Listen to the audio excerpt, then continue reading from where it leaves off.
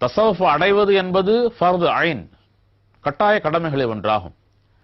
ஏனெனில் அல்லாஹ் கத் அஃப்லஹ மன் தஸக்கா, யார் தங்களுடைய இதயங்களை பரிசுத்தம் செய்தார்களோ அவர்கள் வெற்றி பெற்று விட்டார்கள் என கூறுகின்றான் சூரத்துல் ஆலாவிலே.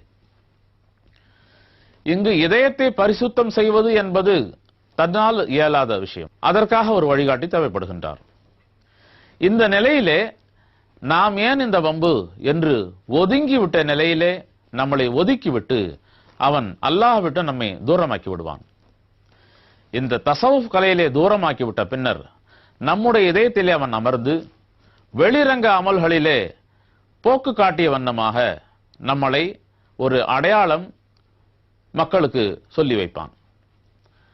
தோற்றங்கள் மட்டும் வெளியிலே அழகாக இருக்கும், ஆனால் உள்ளங்களிலே ஷைத்தான் தன்னுடைய ஆட்சியை செலுத்திக் கொண்டிருப்பான்.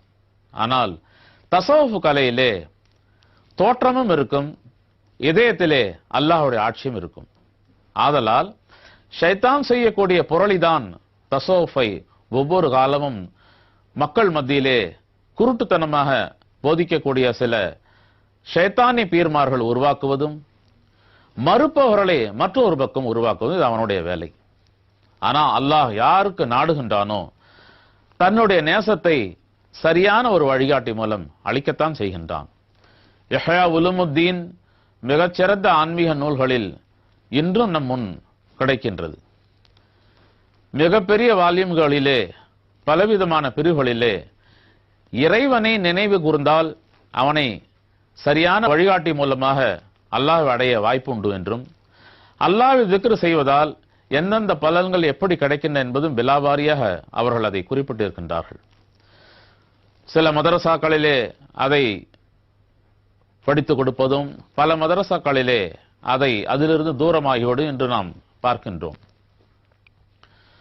ஆதலால் மக்கள் மத்தியிலே இந்த ஒரு ஃபர்து ஐன் என்று சொல்லக்கூடிய அல்லாஹுக்கு மிகவும் பிரியமான இந்த தஸவுஃப் கலை ஷைத்தான் மக்கள் மத்தியிலே சர்ச்சைக்குள்ளாகி அவன் நம்மளை வெறுப்புக்குள்ளாகி விடுகின்றான் என்பதுதான் உண்மை.